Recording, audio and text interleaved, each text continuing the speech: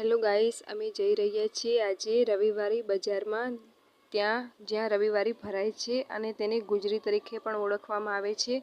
હવે અમે ઘરેથી નીકળી ગયા છીએ।